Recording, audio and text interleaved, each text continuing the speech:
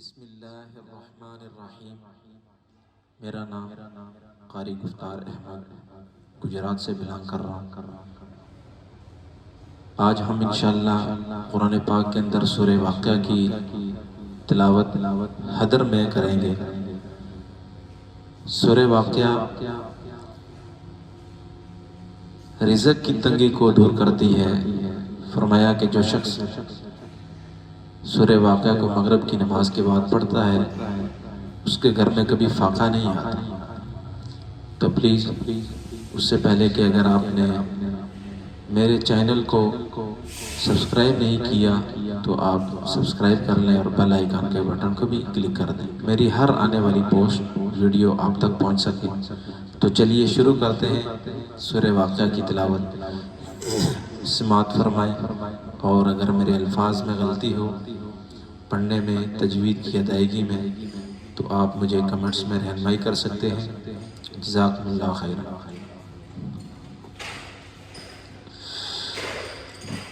बिस्मिल्लाहिर्रहमानिर्रहीम। इज़ा वक़अतिल वाक़िअह लैस लिवक़अतिहा काज़िबह खाफ़िज़तुर राफ़िअह इज़ा रुज्जतिल अर्ज़ु रज्जा वबुस्सतिल जिबालु बस्सा फकानत हबाअन मुंबस्सा वकुंतुम अज़वाजन सलासा फअस्हाबुल मैमनति मा अस्हाबुल मैमनह وأصحاب المشأمة ما أصحاب المشأمة والسابقون السابقون أولئك المقربون في جنات النعيم ثلة من الأولين وقليل من الآخرين على سرر موضونة متكئين عليها متقابلين يطوف عليهم ولدان مخلدون بأكواب وأباريق وكأس من معين لا يصدعون عنها ولا ينزفون وفاكهة مما يتخيرون ولحم طير مما يشتهون وحور عين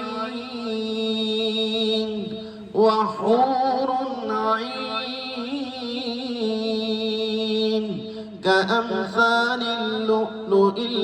المكنون جزاء بما كانوا يعملون لا يسمعون فيها لغوا ولا تأثيما إلا قيلا سلاما سلاما وأصحاب اليمين ما أصحاب اليمين في سدر مخضود وطلح منضود وظل ممدود وماء مسكوب وفاكهة كثيرة لا مقطوعة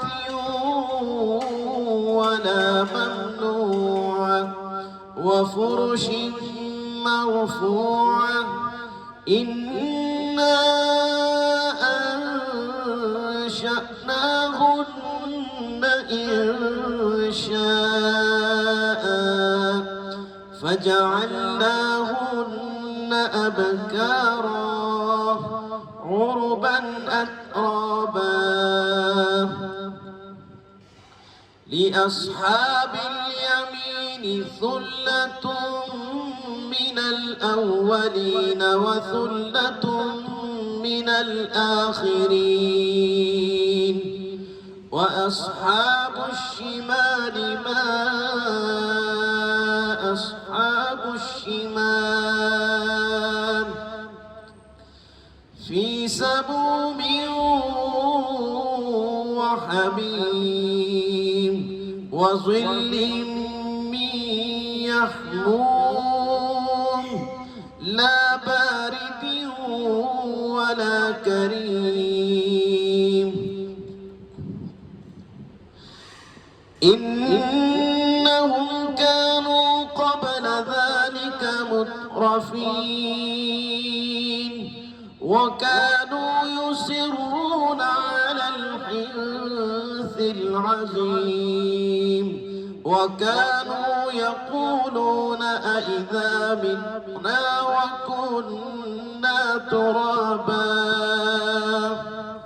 وكنا ترابا وعظاما أئنا لمبعوثون أو آباؤنا الأولون قل إن الأولين والآخرين لمجموعون إلى ميقات يوم معلوم ثم إنكم أيها الضالون المكذبون لآكلون من شجر من زقوم فمالئون منها البطون فشاربون عليه من الحميم فشاربون شرب الهيم هذا نزلهم يوم الدين نحن خلقناكم فلولا تصدقون أفرأيتم ما تمنون أأنتم تخلقونه أم نحن الخالقون نحن قدرنا بينكم الموت وما نحن بمسبوقين على أن نبدل أمثالكم وننشئكم فيما لا تعلمون ولقد علمتم النشأة الأولى فلولا تذكرون أفرأيتم ما تحرثون أأنتم تزرعونه أم نحن الزارعون لو نشاء جعلناه حطاما فظلتم تفكهون إنا لمغرمون بل نحن محرومون أفرأيتم الماء الذي تشربون أأنتم أنزلتموه من المزن أم نحن المنزلون لو نشاء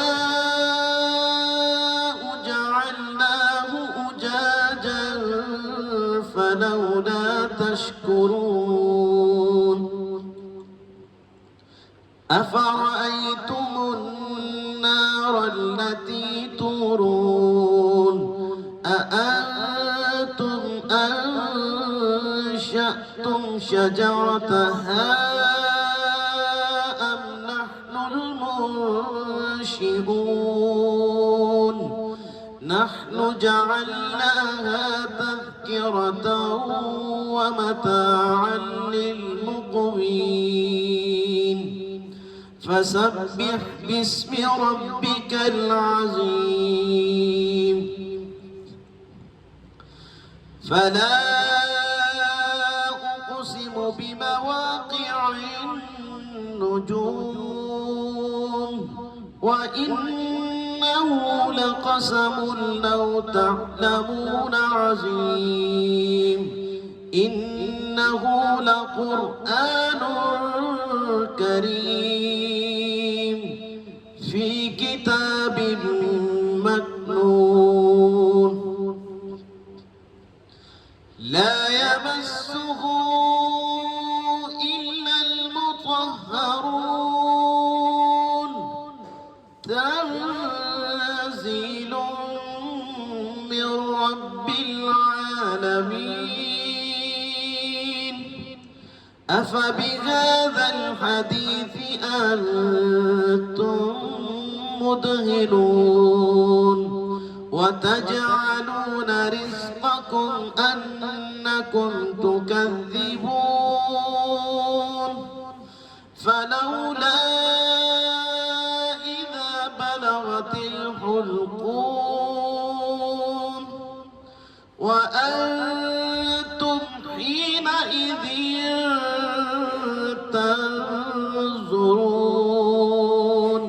ونحن أقرب إليه منكم ولكن لا تبصرون فلولا إن كنتم غير مدينين ترجعونها إن كنتم صادقين فأما إن كان من المقربين فروح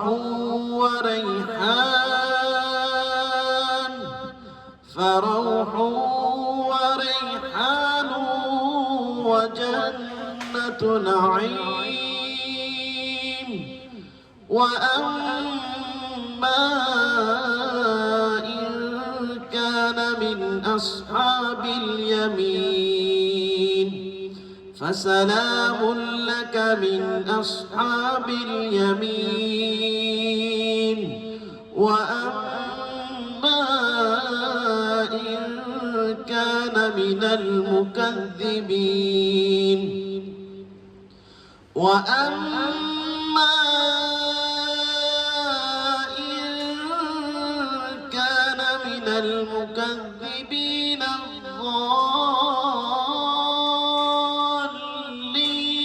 الضالين فنزل من حميم وتصلية جحيم إن هذا لهو حق اليقين فسبح باسم ربك العظيم صدق الله العظيم अल्लाहुम्मा लकल हम्द व लकश शुक्र। हमें शुक्र अदा करना चाहिए कि अल्लाह ने इतनी प्यारी कलाम, इतना ज़बरदस्त कुरान दिया है। तो मेरे भाइयों, ये बख्शिश का ज़रिया है। और जो मैंने तिलावत हदर की है, प्लीज़ काइंडली आप अपने बच्चों को हिफ़्ज़ कराएं, अपने बच्चों को कुरान पढ़ाएं ऑनलाइन, اس کے علاوہ بھی مساجد میں ان کو لے کے جائیں اور ان کی تجوید ٹھیک کریں، قرآن پڑھنا انہیں سکھائیں۔ مر جانا ہے، یہی ہمارا سرمایہ ہے۔ اللہ تعالی ہمیں قرآن پڑھنے کا شوق عطا فرمائے، ذوق عطا فرمائے، قرآن کے ساتھ دل لگی عطا فرمائے۔ السلام علیکم ورحمۃ اللہ وبرکاتہ۔